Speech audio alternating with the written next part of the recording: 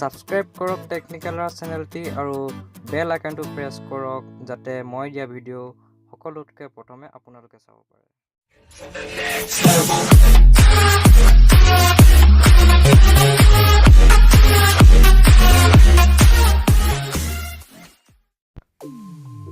নমস্কাৰ বন্ধুসকল, মোৰ নাম হ'ল ৰাজ আৰু আপোনালোক সকলোকে স্বাগতম জনাইছোঁ টেকনিক্যাল ৰাজ চেনেললৈ।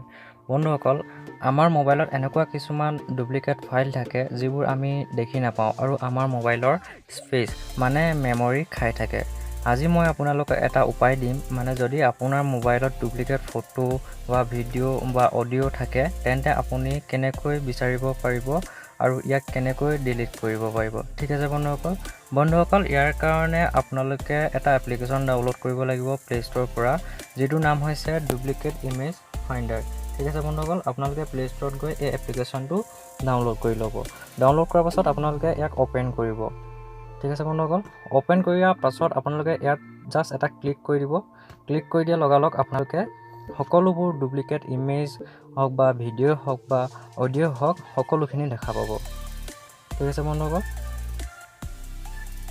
এয়া চাওক বন্ধুসকল, ডুপ্লিকেট ইমেজ আমাৰ ইয়াত শ্ব' কৰা হৈছে। যদি আপুনি ইয়াৰ পৰা ফটো ডিলিট কৰিব বিচাৰে জাষ্ট ইয়াত টিক কৰিব, টিক কৰি কিনে ইয়াত তলত ডিলিট কৰি দিলে হৈ গ'ল। ঠিক আছে বন্ধুসকল, যদি আপোনালোকে ভিডিঅ' ডিলিট কৰিব বিচাৰে ঠিক তেনেদৰে ভিডিঅ' ডিলিট কৰিব পাৰে। যদি অডিঅ' ডিলিট কৰিব বিচাৰে ঠিক তেনেদৰে আপোনালোকে অডিঅ' ডিলিট কৰিব পাৰে।